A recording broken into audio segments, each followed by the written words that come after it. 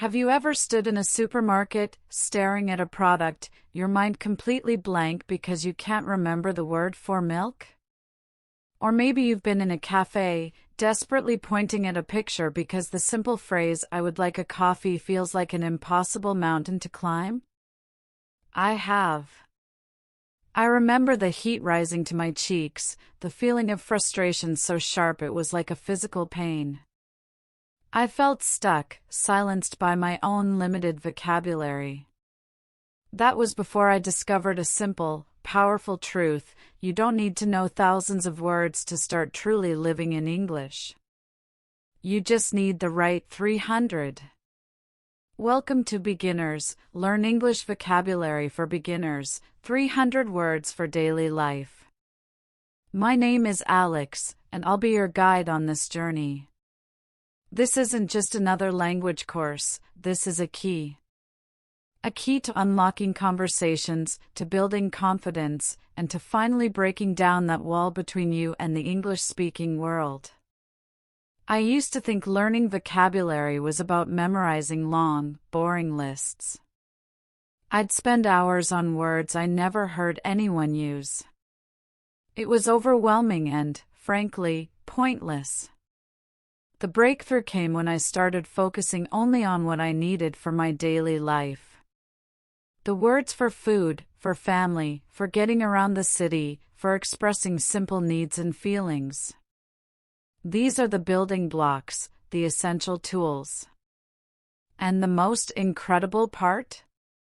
Once you have these 300 words firmly in your grasp, learning your next 300, and the 300 after that, becomes infinitely easier. You have a foundation to build on. So, how are we going to learn these 300 essential words? We're not just going to stare at a list. We're going to bring them to life. We will group them into themes that you encounter every single day. We'll learn them through short, memorable stories and practical examples. I'll share techniques that helped me move words from my shaky short-term memory into my permanent, ready-to-use vocabulary. We will focus on pronunciation from the very beginning, so you feel comfortable saying these words out loud.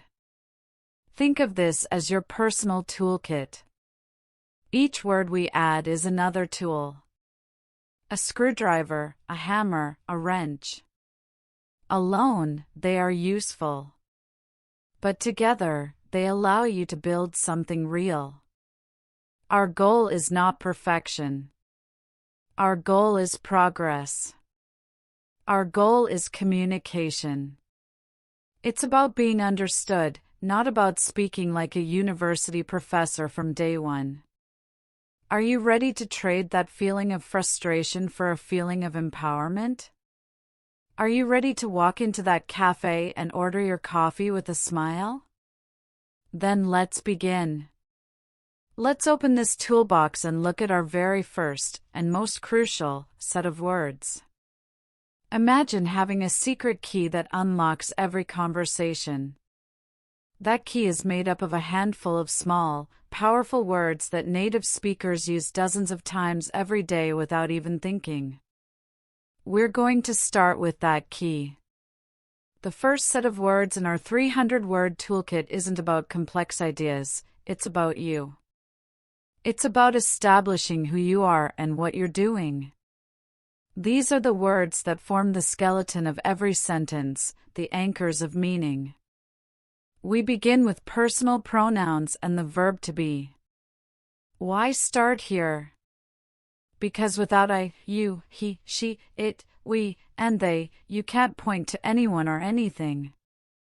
Without am, is, and are, you can't describe anything.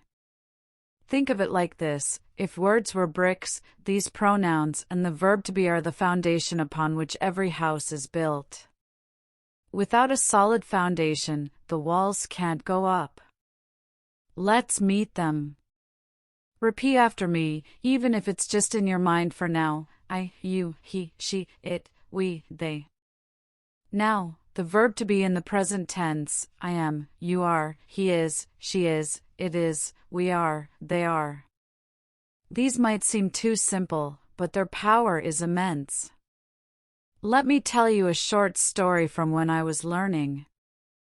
I was in a park, and a man asked me, "Are you new here?" My textbook memory kicked in, and I wanted to say, "Yes, I am new." But all I could muster was a nervous yes. I missed the chance to practice a full, confident sentence. That day, I realized that mastering these simple combinations is the first step to fluency. So, how do we learn these? Don't just memorize them in a list. Use them. Right now. Point to yourself and say, "I am Alex." Point to an object, like a book, and say, "It is a book." Look out a window and say, "It is sunny." This is called situational learning. You attach the word to a real-life context, which makes it stick. Another fantastic tip is to create mini dialogues with yourself. For example, I am a student. You are a teacher. He is my friend. This feels silly at first, but it wires your brain to use these words naturally. Remember, pronunciation is key. The word "the" is often pronounced like the before consonants and the before vowels, but for now, focus on the clear sound. Listen to native speakers, perhaps in a movie or song, and notice how they link these small words together. For instance, "I am" often sounds like I'm in casual speech. We'll dive deeper into contractions later, but it's good to be aware. These 15 to 20 words, the pronouns and forms of to be, are your first victory. Practice them until they roll off your tongue without a second thought. They are your entry ticket to forming real sentences. In our next part, we'll add the verbs that bring action to your sentences, words like have, go, like, and need. These will allow you to express your wants and needs, transforming you from a silent observer into an active participant in the English-speaking world. Get ready to take that step. Now that you have your foundation solid with pronouns and the verb to be, it's time to inject life and action into your sentences. Think of those words as the stage. Now we're bringing on the actors. These actors are action verbs, and they are the driving force behind everything you do, want, and need in daily life. I remember when I first learned the verb have. It was a revelation. Suddenly, I could say I have a pen instead of just pointing silently. I could express possession, which is a fundamental human concept. This is where your vocabulary starts to feel truly useful. We're going to focus on a core group of high-frequency action verbs. These are the workhorses of the English language. Words like have, go, like, need, want, see, eat, drink, speak, and live. These verbs are so common that you'll use them in countless situations every day. Let's break down why they're so powerful. The verb go allows you to talk about movement. I go to work, we go to the store. Like and want let you express your preferences and desires. I like coffee, I want water. Need communicates necessity. I need help. These are the building blocks of basic communication. Learning these verbs effectively isn't about memorizing their definitions alone. It's about pairing them with the pronouns you already know and the nouns we'll learn soon. For example, practice saying, I have a book. You have a phone. He has a car. Notice that with he, she, or it, the verb have changes to has. This is a key grammar point, but don't let it intimidate you. See it as a pattern. The more you use it, the more natural it becomes. Here's a tip that transformed my learning: create a verb of the day routine. Each morning, choose one verb, like eat. Throughout the day, mentally form sentences about what you and others are eating. I eat breakfast. You eat lunch. She eats an apple. This constant, low-pressure practice integrates the verb into your active vocabulary. Another powerful method is to use these verbs to describe your daily routine. When you wake up, think, I go to the bathroom. I need coffee. I want toast. This links language directly to your life, making it unforgettable. Pronunciation is crucial. For instance, thy like is a long sound, like I, while thy live is short, like IH. Listen carefully to native speakers. A great resource is to watch short clips from English-speaking TV shows and focus on how these common verbs are used in natural sentences. You'll hear contractions like I for I have or I'll for I will, but for now, mastering the full forms is perfect. These action verbs are your toolkit for expressing motion, desire, and necessity. They turn static sentences like I am a student into dynamic statements like I go to school and I need a pencil. With these, you can start to narrate your world. In our next session, we'll add the colors and textures to your sentences by introducing essential adjectives and common nouns, the words that name the people, places, and things you interact with daily. This will allow you to build rich, descriptive sentences that truly reflect your experiences. Have you ever tried to describe a beautiful sunset but could only say, "It is nice"? Or wanted to tell a friend about a delicious meal but were stuck with "it is good"? I have, and I remember feeling like my words were painting in black and white when I wanted to use full color. That all changes when you unlock the power of adjectives and nouns. These are the words that add detail, specificity, and life to your sentences. If verbs are the actors, then nouns are the objects on stage, and adjectives are the costumes and scenery that make everything vivid. Today, we're going to explore essential adjectives and common nouns, the dynamic duo that will transform your English from basic to descriptive. Let's start with adjectives. Adjectives are words that describe nouns. They tell us about size, color, shape, feeling, and quality. Some of the most useful adjectives for daily life are big, small, good, bad, hot, cold, new, old, happy, sad, fast, slow. Think about how often you use these concepts. With just these few, you can upgrade your sentences dramatically. Instead of I have a car, you can say I have a new car or I have a big car. Instead of the coffee is good, you can say the coffee is hot and good. See the difference? It's like upgrading from a sketch to a detailed painting. Now, on to nouns. Nouns are the names of people, places, things, and ideas. We'll focus on high-frequency nouns that you encounter daily. For people, man, woman, boy, girl, friend, family, mother, father, brother, sister. For places, home, school, work, store, park, city. For things, food, water, money, time, day, phone, book, car. These nouns are the bedrock of conversation. When you combine them with your pronouns, verbs, and adjectives, you can construct meaningful sentences about your life. For example, my mother has a new phone. The big store is good. I like hot coffee. Learning these effectively requires a thematic approach. Don't try to memorize big in isolation. Instead, group nouns and adjectives together by context. For instance, create a food theme: apple, noun, big apple, red apple, coffee, hot coffee, good coffee.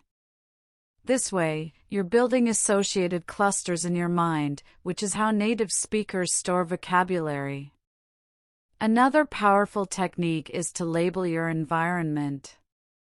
Take sticky notes and write the English words for objects in your home, door, window, table, chair, and add adjectives like big window or small chair.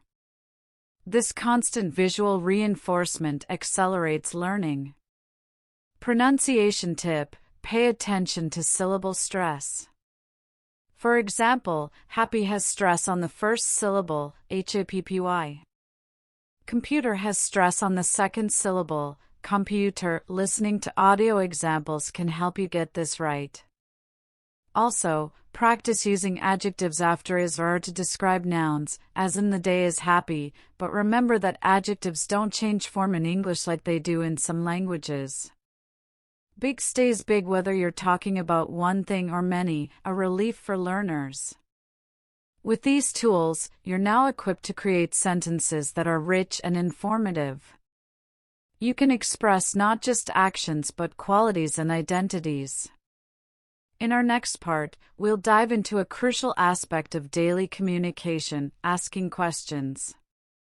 Learning question words like who, what, where, when, why, and how will empower you to engage in conversations, seek information, and connect with others on a deeper level. Get ready to become an active participant, not just a speaker. Have you ever been in a situation where you needed to find a bathroom, but all you could do was gesture helplessly because you didn't know how to ask? Or perhaps you wanted to know what time a store closed, but the words "when does it close" felt like a tangled knot in your mind. I've been there, standing on a street corner, feeling the anxiety rise because I lacked the simple tools to ask for basic information. That feeling of helplessness vanishes the moment you master the art of asking questions. Questions are the bridge that connects you to the world around you. They transform you from a passive observer into an active, engaged participant. Today, we're going to unlock that power by learning the essential question words: who, what, where, when, why, and how. These 6 words are your keys to unlocking endless conversations. Think of them as your personal detectives, each one designed to gather a specific type of information. Who is for people. What is for things or actions. Where is for places. When is for time. Why is for reasons. And how is for manner or method. When you combine these with the vocabulary we've already learned, you can construct questions that are clear, direct, and incredibly useful. For example, take the simple sentence, "The store is open." By adding a question word, you can ask, "When is the store open?" or "Where is the store?" This shift from statement to question is fundamental to interaction. Let's practice forming questions with each word. Start with what. What is your name? This is often the first question we learn, and for good reason. What time is it? What do you like? Notice how it can stand alone or be part of a phrase like "what time." Next, where. Where is the bathroom? A question of immense practical importance. Where do you live? Where are my keys? Now, when. When does the movie start? When is your birthday? When are you happy? Why seeks reason. Why are you late? Why is the sky blue? How is versatile. How are you? How much does it cost? How old are you? The grammar structure for questions often involves inverting the word order or using auxiliary verbs like do or does. For instance, for a statement like "you like coffee," the question becomes "Do you like coffee?" Here, do helps form the question. With the verb to be, it's simpler. You are happy becomes "Are you happy?" Don't let this worry you. The key is to listen to the pattern and practice it. A great way to learn is to take a simple statement and turn it into a question for each word. For example, she goes to the store.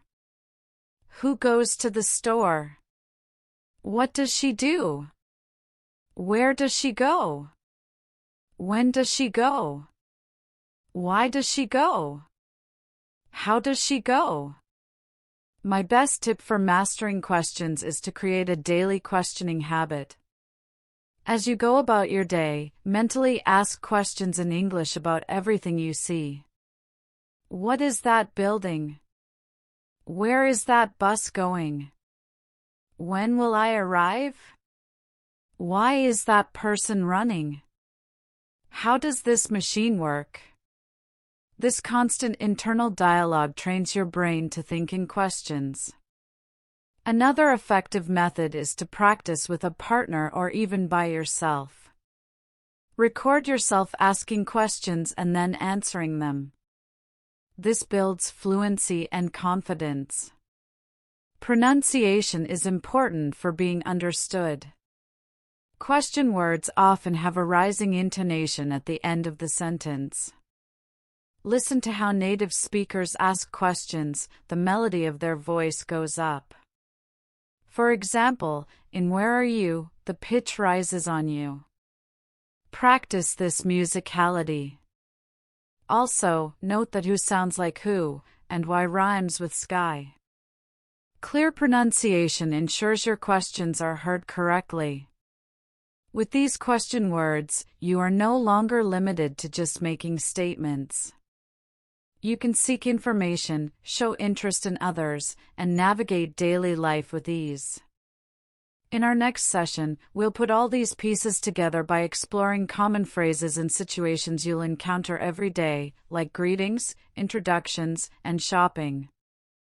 This will help you move from isolated words to fluid, practical conversations. Think about the first time you successfully ordered a meal in English, or the moment you greeted someone and they understood you perfectly.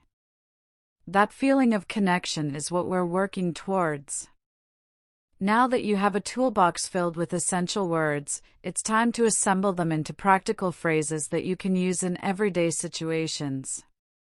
Learning individual words is like having bricks, learning phrases is like building a house where you can actually live. Today, we're going to focus on common phrases for greetings, introductions, and basic interactions like shopping. These are the scripts of daily life, and mastering them will boost your confidence immensely. I recall my first attempt at a conversation in a coffee shop. I knew the words coffee and please, but I stumbled because I didn't know the natural way to string them together. I said, "I want coffee," which felt blunt. Then I learned the phrase, "Could I have a coffee, please?" and everything changed. The barista smiled warmly. That's the power of phrases, they carry not just meaning, but politeness and cultural nuance. Let's start with greetings. The simplest ones are hello, hi, and good morning/afternoon/evening. But greetings often include follow-up questions like how are you? The most common responses are I'm fine, thank you. And you, or I'm good, how about you? Practice these like a rhythm. Hello, how are you? I'm well, thanks. This exchange is the heartbeat of social interaction. Introductions are next. My name is Alex. What's your name? Or more casually, I'm Alex. Then, you might add, nice to meet you. To ask where someone is from, say where are you from, and respond with I'm from your country/city. These phrases are your passport to starting conversations. Now, imagine you're in a store. You need to find something. Instead of pointing, you can ask, "Excuse me, where is the milk?" or "How much does this cost?" Key phrases here include I'm looking for, do you have, and I'll take this, please.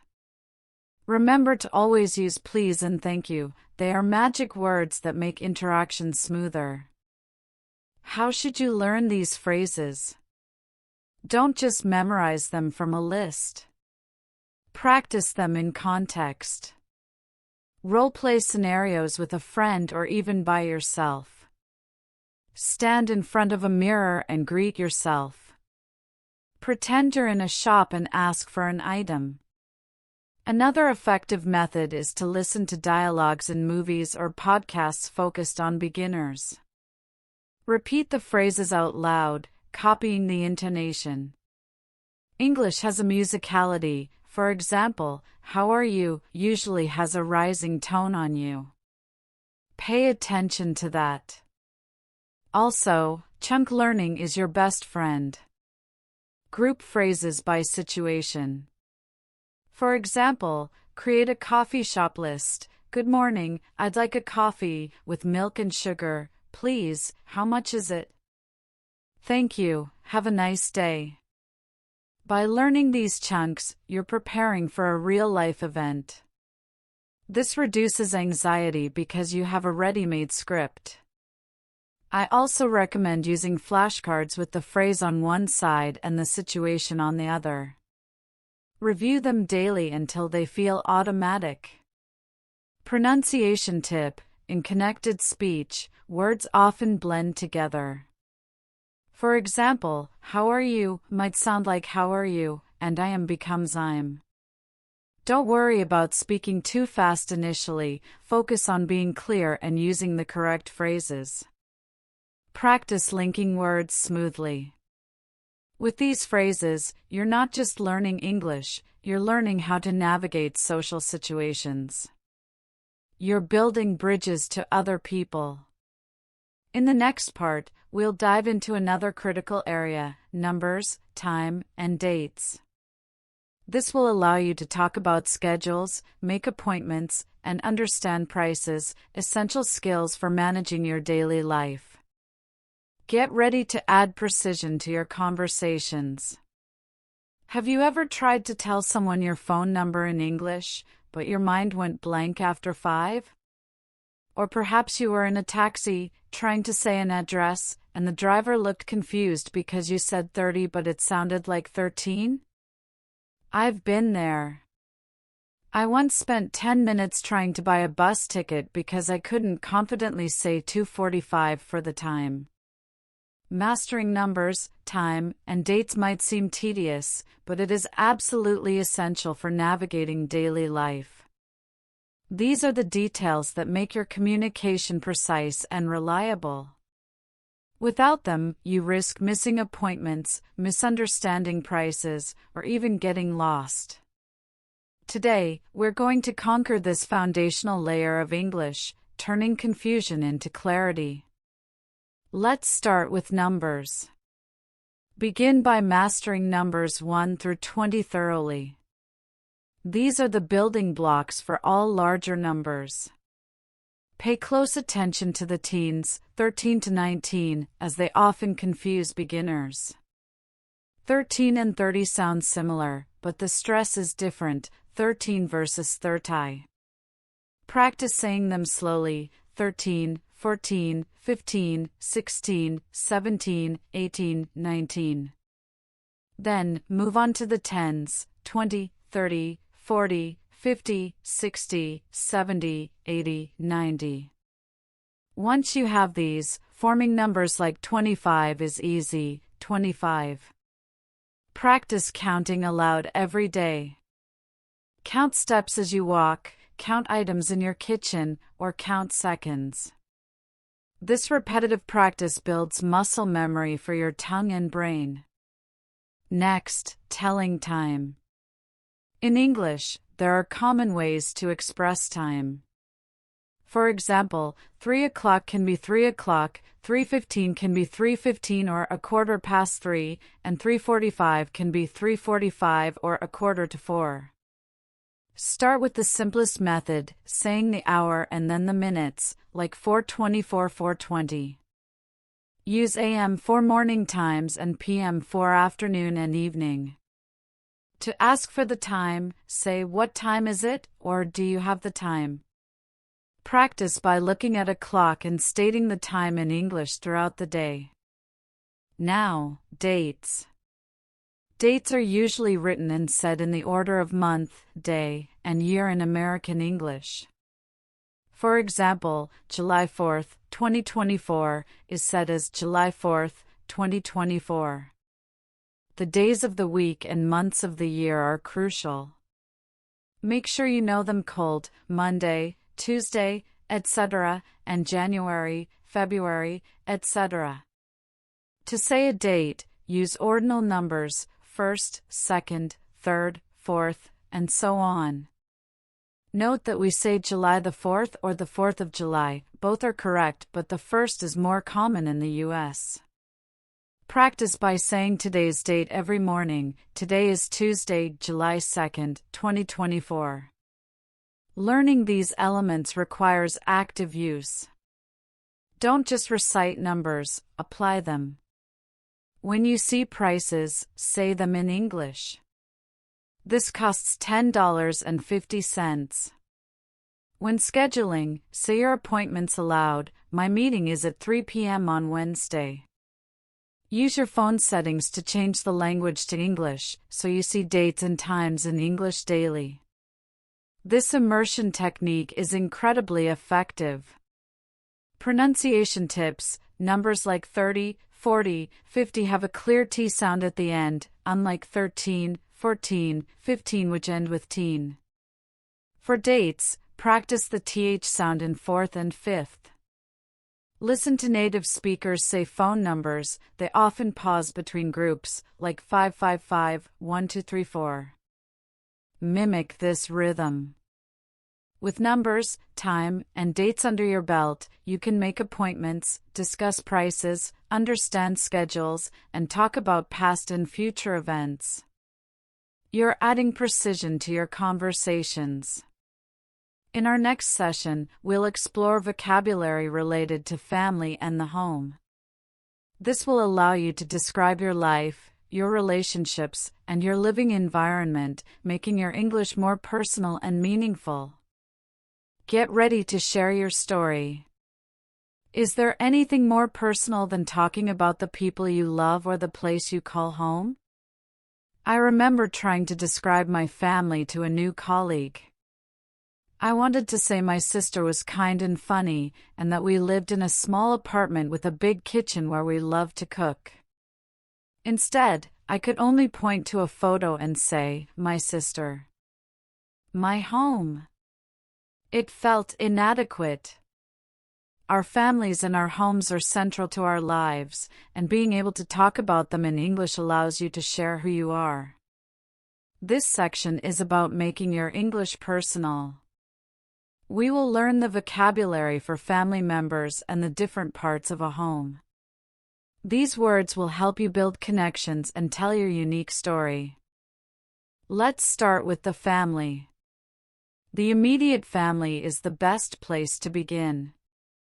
We have mother, father, parents, sister, brother, son, daughter, children, wife, and husband.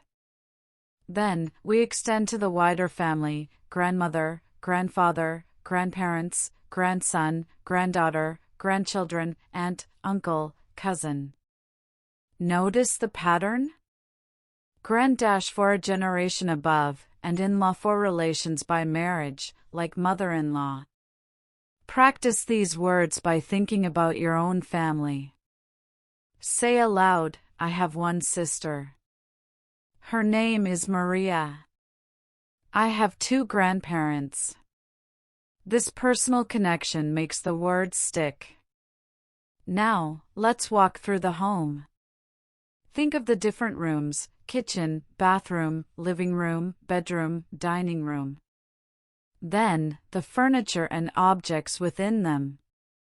In the kitchen, refrigerator, stove, sink, table, chair. In the living room, sofa, television, lamp. In the bedroom, bed, closet, window. In the bathroom, toilet, shower, mirror.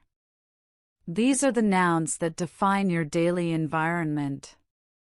Pair them with adjectives you already know.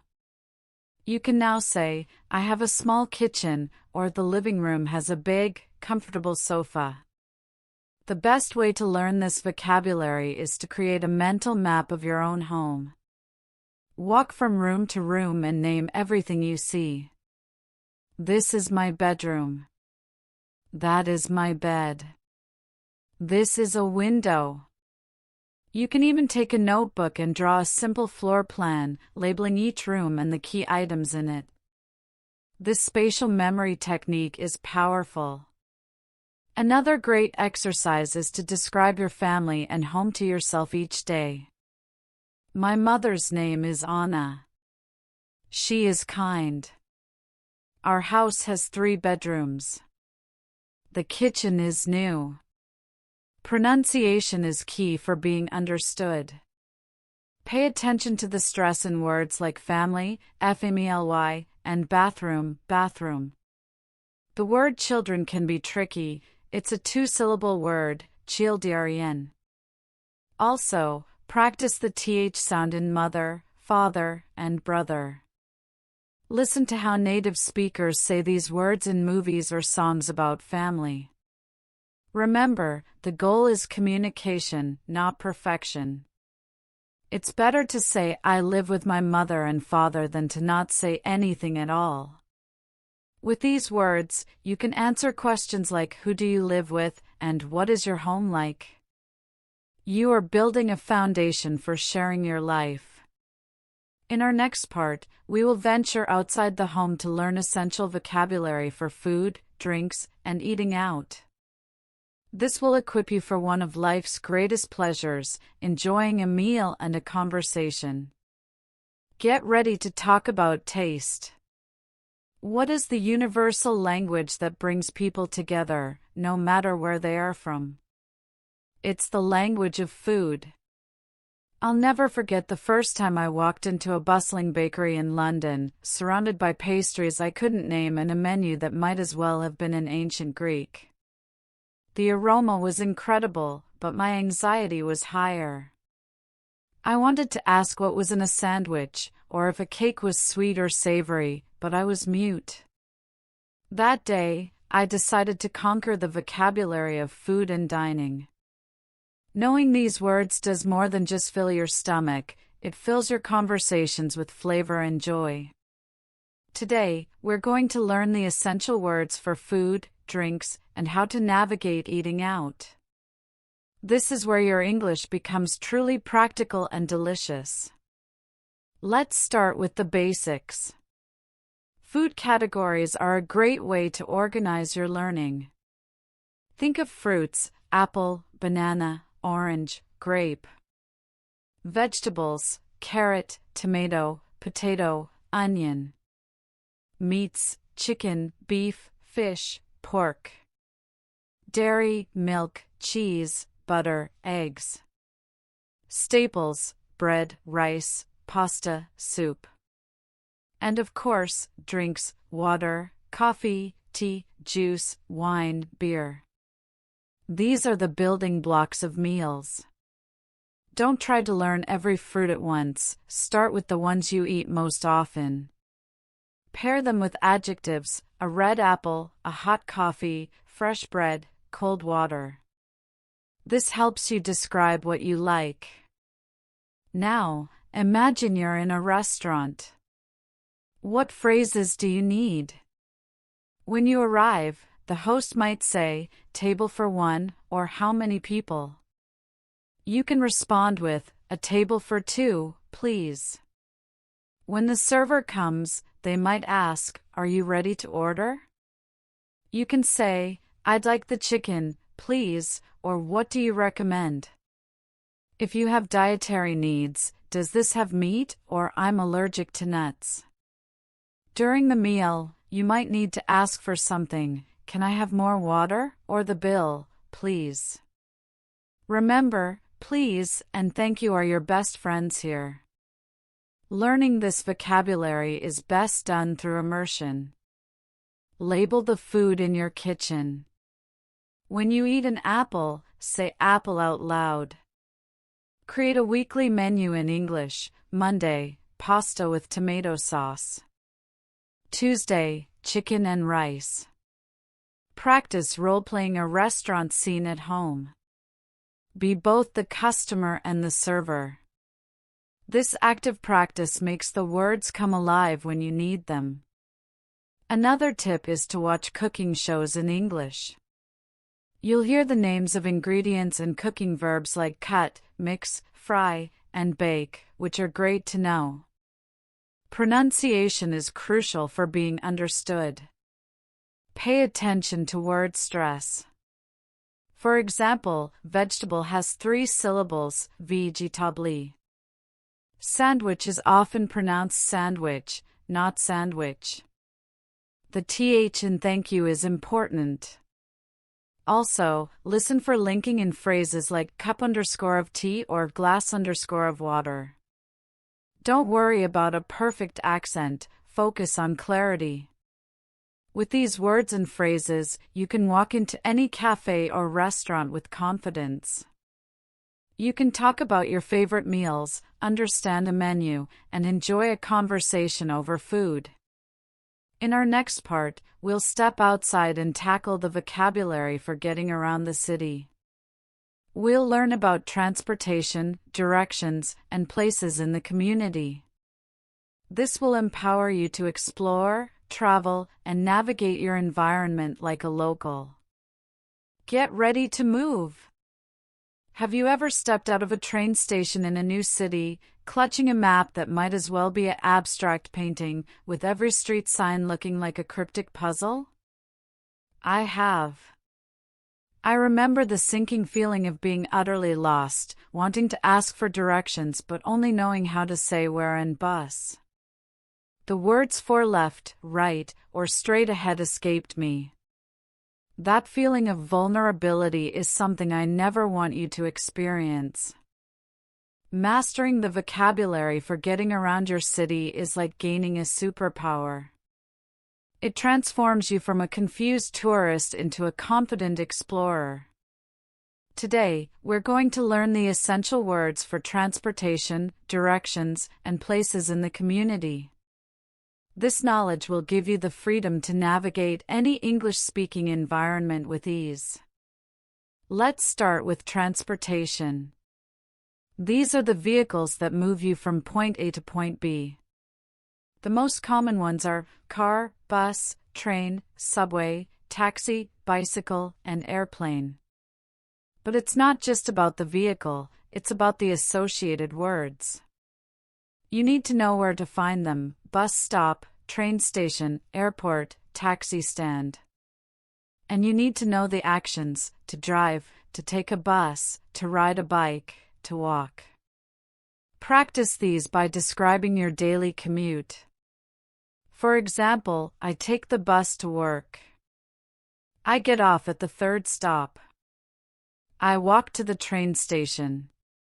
This connects the vocabulary to your routine. Next, directions are crucial. The basic directional words are left, right, straight, up, down. Then, we have phrases like turn left, turn right, go straight, it's on your left, it's across from the park. To ask for directions, you can say, "Excuse me, how do I get to the library?" or "Where is the nearest bank?" To understand the response, listen for key prepositions: next to, between, behind, in front of, opposite. For example, the bank is next to the post office. A great way to practice is to use a map of your own city. Give yourself directions from your home to a familiar place, using only English. Now, let's talk about places in the community. These are the locations you need to know for daily life: store, supermarket, bank, post office, hospital, pharmacy, school, park, restaurant, cafe, library, hotel. Knowing these nouns allows you to find essential services and talk about your whereabouts. You can say, "I need to go to the bank to get money," or "Let's meet at the park near the library." Combine these with direction words. The pharmacy is between the bank and the supermarket, on the right. Learning this vocabulary effectively requires active engagement. Use Google Maps in English. As you navigate, the app will use English words for streets and places, providing passive learning. Another powerful method is to play a direction game with a friend. One person gives directions to a hidden object in the room using only English, and the other person follows. This makes learning fun and memorable. Also, when you're out and about, mentally note the names of places you see and say them in English. Pronunciation tips: pay attention to the stress in words like hotel, hotel, and hospital, hospital. The word direction has stress on the second syllable, direktion. Practice the R sound in right and the L sound in left clearly, as they are critical for directions. Listen to how native speakers give directions. They often use short, clipped phrases like take a left, rather than full sentences. With these words, you can ask for help, understand instructions, and explore your surroundings independently. You're no longer confined to the places you already know. In our next session, we'll dive into the vocabulary for work and jobs. This will help you talk about your profession, describe what you do, and understand common workplace terms. Whether you're looking for a job or just making conversation, this will be a valuable step forward. Get ready to talk about your career. What does your typical day look like? For many of us, a huge part of our lives is spent at work. But what happens when you need to describe your job in English, and the only word you can think of is work? I remember being at an international conference, surrounded by people from all over the world. When someone asked me, "So, what do you do?" I froze. I wanted to say I was a graphic designer who collaborated with a team on creative projects. Instead, I just smiled and said, "I work on computer." It was vague and didn't capture my passion at all. That moment made me realize how crucial work vocabulary is. It's not just about stating your job title, it's about sharing a part of your identity. Today, we're going to learn the essential words for jobs, professions, and the workplace. This will empower you to talk about your career with confidence and clarity. Let's start with common job titles. These are the nouns that define what people do. Some examples include teacher, student, doctor, nurse, engineer, manager, secretary, driver, chef, waiter, artist, and writer. But don't stop at the title. Think about the sector or industry: business, education, healthcare, technology, hospitality. You can say, "I work in education," or "I have a job in technology." Next, we need verbs associated with work: to earn, to hire, to fire, to quit, to manage, to lead, to create. For example, I work for a large company, or she manages a team of 5 people. Now, let's talk about the workplace itself. You need to know the places: office, factory, school, hospital, store, restaurant. And the objects within them: desk, computer, phone, meeting, project, deadline, salary, schedule. These words help you describe your daily environment. For instance, I have a meeting at 10 a.m., or my desk is near the window. To make it more personal, combine these with what you've already learned. I am a manager. I work in a big office. I have a busy schedule. Asking and answering questions about work is key to conversation. Common questions are, "What do you do?" which means "What is your job?" "Where do you work?" "Do you like your job?" Practice answering these. I am a teacher. I work at a high school. I like my job because it is rewarding. If you are looking for a job, you might say, I am looking for a job in marketing, or I need to write my resume. Learning this vocabulary requires context. A great way is to create a simple career story about yourself or someone you know. Write a few sentences. My name is Anna. I am a nurse. I work in a hospital. I help doctors and patients. My job is difficult but important. Repeat this story daily, changing details to practice different words. Another tip is to read job descriptions online in English. They are full of relevant vocabulary like requirements, responsibilities, and benefits. This is practical exposure. Pronunciation is important for professionalism. Pay attention to word stress. For example, engineer has stress on the last syllable, nginer. Secretary is pronounced secretary with 4 syllables. Practice the R sound in work and the J sound in job. Also, note that schedule can be pronounced schedule in American English or schedule in British English. Choose one and be consistent. With these words, you can network, discuss your career, and understand workplace conversations. You're building a vocabulary that opens doors to professional opportunities. In our next part, we'll explore a fun and essential topic, hobbies and free time. This will help you talk about your interests, what you enjoy doing when you're not working, and connect with others on a personal level. Get ready to share your passions. What do you love to do when you have a free afternoon? Do you lose yourself in a book, go for a run in the park, or maybe cook a new recipe? I'll never forget the first time a colleague asked me, "So, what do you do for fun?" My mind raced through all my hobbies, but the only words that came out were, "I like movies." It was true, but it felt so flat. I wanted to explain how I loved hiking on weekends, the feeling of reaching a mountain peak, and the peace of being in nature. But I didn't have the words.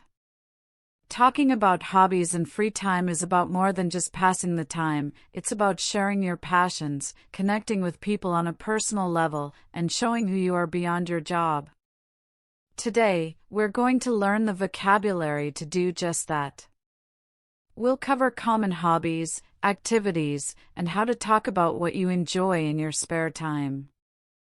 Let's start with some popular hobbies.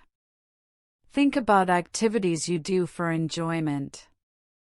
Some common ones include reading, writing, listening to music, watching movies, playing sports, cooking, painting, dancing, photography, and traveling. But we need more than just the noun, we need verbs to go with them. For example, you don't just sports, you play sports, like play soccer, play tennis, play basketball. You go swimming, go hiking, go shopping. You listen to music, watch TV, read a book. Pairing the correct verb with the activity is key to sounding natural. Now, how do you talk about these hobbies? You can use the simple phrase "I like" or "I enjoy," followed by the activity. I like reading. I enjoy cooking. To be more specific, you can say, I like to read mystery novels, or I enjoy cooking Italian food. To ask someone about their hobbies, you can say, what do you like to do in your free time, or what are your hobbies? Common responses might be, I'm interested in photography, or I love playing the guitar. Notice the use of love for stronger feelings. Learning this vocabulary is best done by associating it with your own life. Make a list of your top 3 hobbies in English. Then, write a few sentences about each. For example, my hobby is photography. I take pictures of nature. I have a good camera. Practice saying these sentences aloud. Another great tip is to join online forums or social media groups about your hobbies in English. You'll see how people talk about them naturally, and you can learn common phrases. Also, try keeping a simple journal in English where you write one sentence about what you did for fun each day. Today, I watched a movie with friends. This habit builds vocabulary consistently. Pronunciation tips: pay attention to the stress in words like photography, photography, and hobby, hob. The word interesting has stress on the first syllable, ing. When saying I like to, the words often blend together, I like to. Practice the th sound in with and the r sound in run or read. Listen to how native speakers talk about their hobbies in interviews or vlogs. You'll pick up on the intonation and enthusiasm they use. With these words, you can turn a simple conversation into a meaningful exchange. You can discover common interests and make new friends. Talking about hobbies makes your English more personal and vibrant. In our next part, we'll dive into an equally important topic: health and the human body. This will help you describe how you feel, talk about common illnesses, and communicate effectively with a doctor if needed. It's vocabulary that empowers you to take care of yourself and others. Get ready to talk about well-being. How well can you describe a simple headache to a doctor? Or explain that you've twisted your ankle and need help?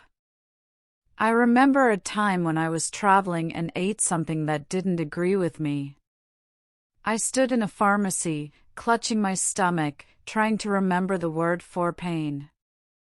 All I could say was I am not good, which did nothing to convey the sharp cramps I was feeling. That helplessness, when your body is sending signals but your vocabulary fails you, is a fear I never want you to face. Being able to talk about your health and your body is not just about convenience, it's about safety and well-being. Today, we're going to learn the essential vocabulary for the human body and common health issues. This knowledge will empower you to describe how you feel, understand basic medical advice, and take care of yourself and others in an English-speaking environment. Let's start with the human body. We'll begin with the major parts that you use every day. From the top down: head, hair, face, eyes, ears, nose, mouth, teeth, neck, shoulders, arms, hands, fingers, chest, stomach, back, legs, knees, feet, and toes. It's a lot, but don't be overwhelmed. Group them into sections.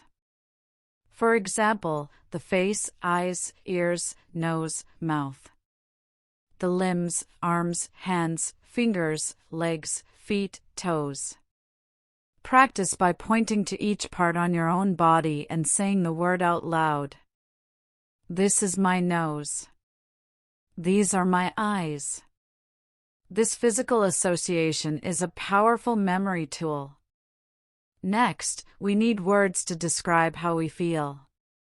The most basic question is, how are you feeling, or are you okay? To answer, we use adjectives like well, fine, sick, ill, tired, hungry, thirsty, hot, cold. But when something is wrong, we need to be more specific. We use verbs like hurt, ache, feel. For example, my head hurts, or I have a stomach ache, or I feel dizzy.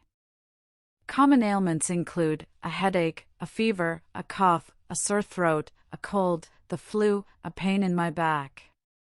Learn these phrases as chunks. Instead of just pain, learn I have a pain in my. To talk about health, we also need verbs for actions: to see a doctor, to go to the hospital, to take medicine, to rest, to drink water. For example, I need to see a doctor, or you should rest. If you're in a pharmacy, you might ask, "Do you have medicine for a headache?" or "I need something for a cough." Remember, in emergencies, key phrases are help and "call an ambulance." Learning this vocabulary requires a practical approach. Use a diagram of the human body labeled in English. Study it for a few minutes each day. Another effective method is to describe your daily health routine in English. I wake up. I brush my teeth. I wash my face. When you feel unwell, even if it's minor, practice describing it to yourself in English. I am tired today. My eyes are sore from reading. This prepares you for real situations. Role-playing a doctor-patient conversation with a friend is also incredibly helpful. Pronunciation is critical for being understood, especially in health contexts.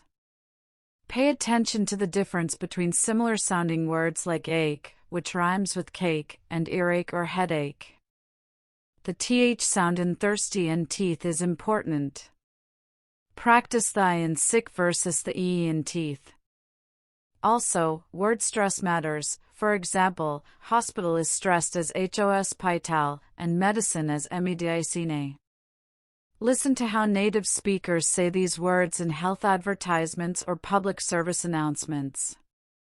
With these words, you can confidently talk about your physical state, seek help when needed, and understand basic health advice. You're equipping yourself with the language for self-care. In our next part, we'll explore the world of shopping and commerce. We'll learn vocabulary for clothes, colors, sizes, and how to make transactions in stores. This will prepare you for one of the most common daily activities, buying what you need and want. Get ready to hit the shops. Have you ever fallen in love with a piece of clothing in a store, only to have your excitement turn to anxiety when you need to ask for your size? I remember spotting a beautiful blue sweater on a rack, but it was too small. I wanted to ask the assistant for a larger one, but my mind went blank. I kept pointing at the sweater and then at myself, hoping she'd understand. She smiled kindly and brought me another size, but I felt so frustrated. That day, I realized that shopping isn't just about having money, it's about having the words to express what you need. Whether you're buying groceries, clothes, or gifts, knowing the vocabulary for shopping turns a stressful task into a pleasant experience. Today, we're going to master the essential words and phrases for shopping and commerce. We'll cover clothes, colors, sizes, and how to make transactions smoothly. This will empower you to navigate any store with confidence. Let's start with clothing vocabulary. These are the nouns you'll need most often: shirt, t-shirt, pants, jeans, shorts, dress, skirt, jacket, coat, shoes, boots, socks, hat, and gloves. But it's not enough to know the item, you need to describe it. That's where colors come in. Basic colors are crucial: red, blue, green, yellow, black, white, brown, gray, orange, purple. You can say, "I like the blue shirt," or "Do you have these pants in black?" Next, sizes are key for finding what fits. For clothes, we have small, medium, large, and extra large. For shoes, you need to know your shoe size. Phrases like "What size is this?" or "Do you have this in a medium?" are incredibly useful. Now, let's talk about the transaction itself. You need verbs like to buy, to sell, to pay, to cost, to try on. And nouns like price, money, cash, credit card, store, shop, market, discount, sale. Important questions include: how much is this? Where is the fitting room? Can I try this on? Do you accept credit cards? When you're ready to purchase, you can say, I'll take it, or I'd like to buy this. If you're not sure, I'm just looking, thank you. Remember, politeness goes a long way, always use please and thank you. Learning this vocabulary is best done through simulation. Role-play a shopping scenario at home. Be both the customer and the shop assistant. Practice dialogues like, "Hello, can I help you?" "Yes, I'm looking for a white shirt." "What size are you?" "I'm a medium." "Here you are." "Thank you, can I try it on?" Another great tip is to go through your closet and name all your clothes in English. This is a red dress. These are black shoes. When you're online shopping, set the website to English. This exposes you to product descriptions, sizes, and checkout processes in a real-world context. Pronunciation tips: pay attention to word stress. Clothing is pronounced cloth-ing, with stress on the first syllable. Size rhymes with eyes, and color is pronounced cul. The th in clothes is silent, it sounds like close. Practice the difference between this and these, this for singular, these for plural. Also, in fast speech, how much is this might sound like how much is this, with linked words. Listen to native speakers in shopping videos or podcasts to catch the rhythm. With these words and phrases, you can confidently browse, ask for help, and make purchases. You'll be able to enjoy the thrill of finding the perfect item without the language barrier. In our next part, we'll explore vocabulary for describing the weather and the seasons.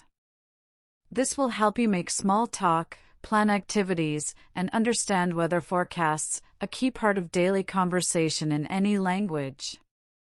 Get ready to talk about the sun, rain, and everything in between.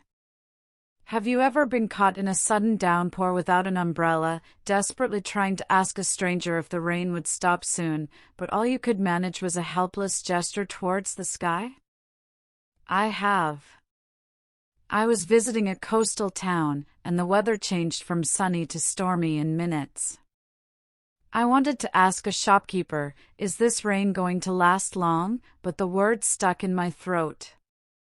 Instead, I stood under an awning, feeling foolish and wet. That day, I realized that weather vocabulary isn't just for polite conversation, it's a practical tool for navigation, safety, and daily decision-making. Whether you're planning a trip, dressing for the day, or simply making small talk, knowing how to describe the weather and seasons is incredibly empowering. Today, we're going to learn the essential words and phrases to talk about the sun, rain, wind, and snow, as well as the four seasons.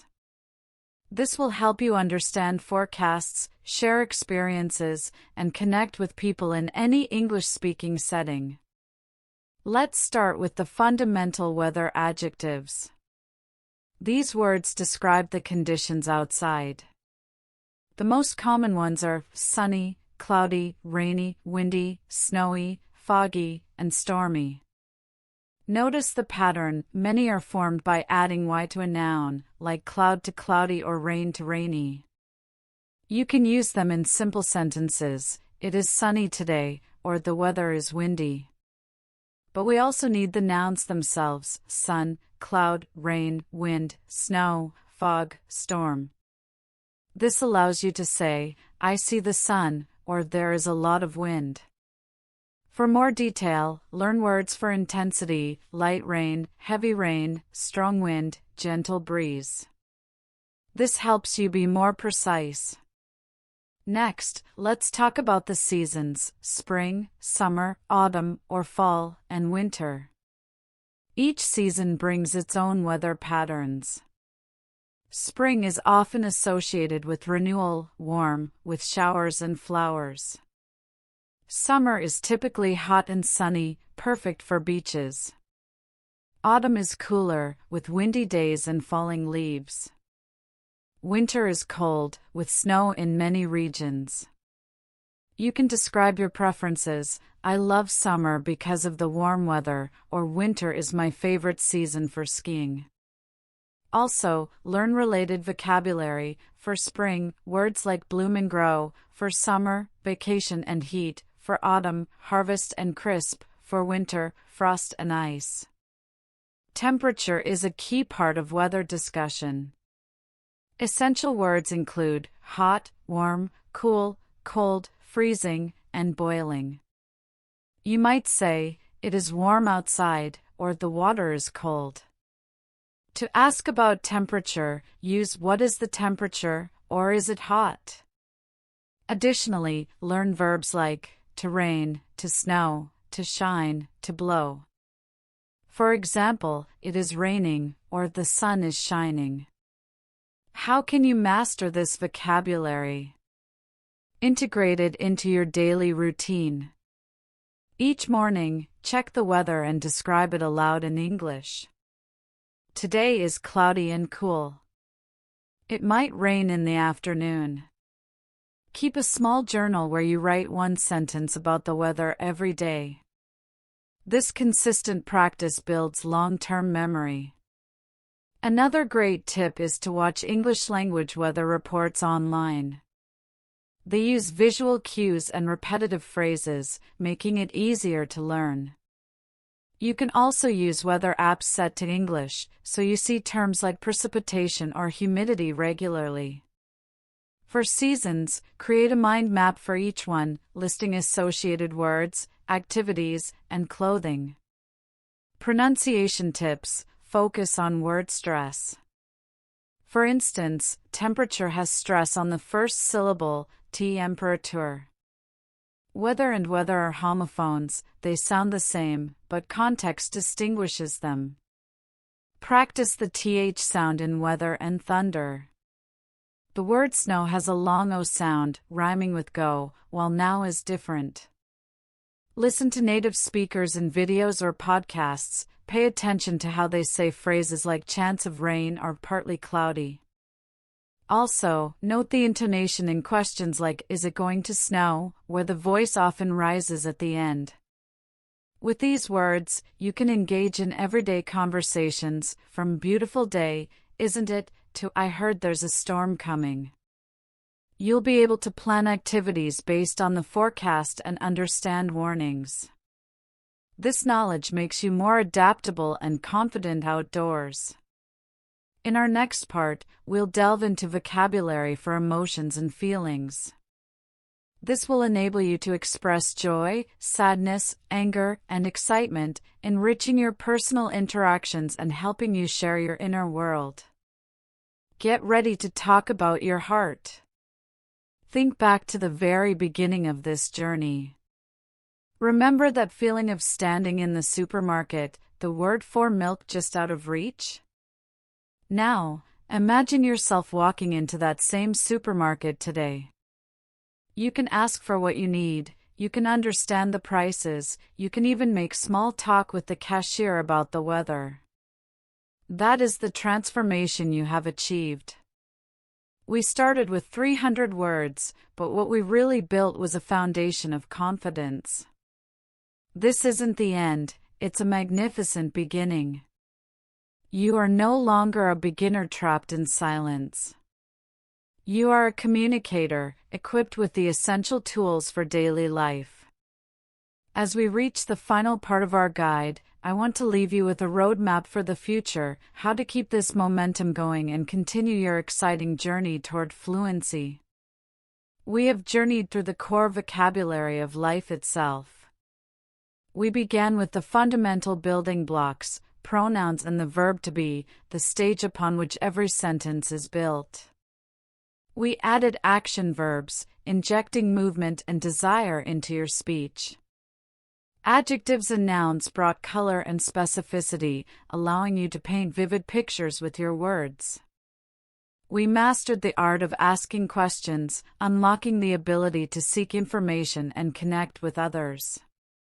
We practiced phrases for greetings, shopping, and dining, turning theory into practical action. We conquered numbers, time, and dates, adding precision to your conversations. We explored vocabulary for family, home, food, city navigation, work, hobbies, health, shopping, and weather.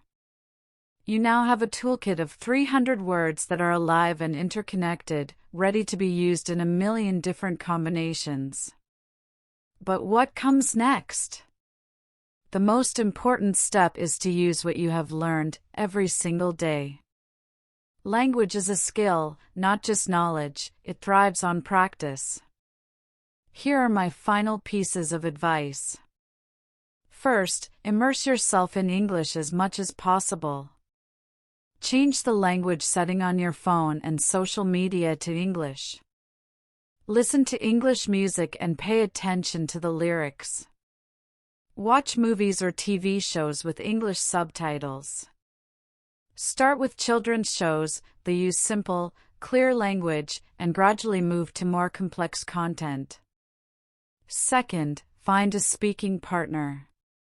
This could be a friend who is also learning, a language exchange partner online, or even a tutor. The goal is to practice speaking without fear of mistakes. Remember, mistakes are not failures, they are proof that you are trying. Third, read. Start with simple books, perhaps children's books or graded readers designed for learners. Don't try to understand every word, focus on the overall meaning. As you read, you will see the words from our list used in new contexts, which reinforces them deeply. Fourth, keep a simple journal. Write just a few sentences each day about what you did, how you felt, or what you saw. This connects English to your personal life and makes it relevant. Finally, be patient and kind to yourself. Learning a language is a marathon, not a sprint. Some days will feel easy, and others will be challenging. Celebrate your small victories, the first time you understand a full sentence in a song, the first time you have a dream in English, the first time you give directions successfully. You have done the hard work of building a strong foundation.